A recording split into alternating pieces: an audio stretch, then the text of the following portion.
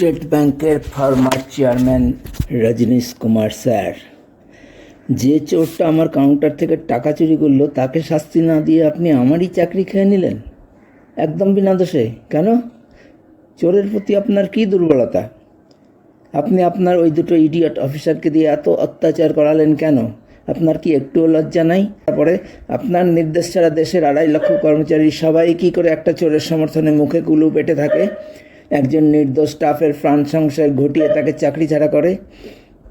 কী করে এই ননসেন্সগুলো একজন স্টাফকে ওইভাবে হুমকি দেয়, মিথ্যা কথা বলে অপমান করে?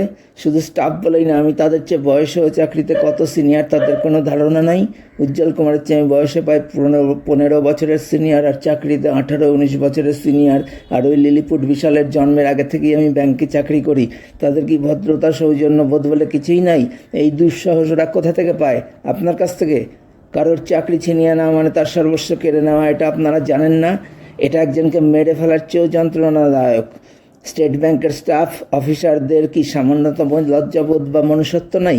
স্টেট ব্যাংকের 2.5 লক্ষ কর্মচারী কি করে মেরুদণ্ডহীন কাপুরুষ ও নপুংসক হয়ে যায়?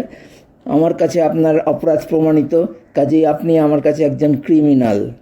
স্টেট ব্যাংকের সবাই ক্রিমিনাল যারা এই ঘটনা জানে।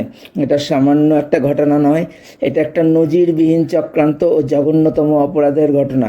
এত বড় ব্যাংকেরই কাউন্টার থেকে টাকা চুরি করা চোরের সঙ্গে আঁতাত ও চক্রান্ত করে নিজেদের নির্দোষ ক্যাশিয়ারকেই চাকরি ছাড়া করে, এরকম নজির দেশে আর আছে বলে আমার জানা নাই।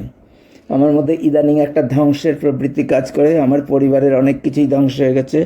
যদি কখনো মনোবল হারিয়ে অবসাদে জীর্ণ হয়ে আমি একা কিংবা পরিবারে আত্মঘাতী হই, তাহলে রজনীশ কুমার, আপনি, ওই শয়তান চিফ ম্যানেজার উজ্জ্বল কুমার, সিসি ম্যানেজার বিশাল কুমার, পার্থ চক্রবর্তী, তখনকার মালদার RM ব্যাংকের খুবই ইম্পর্ট্যান্ট কাস্টমার বিষ্ণু ঘোষ এবং ওই চোরটা সবাই দায়ী থাকবেন।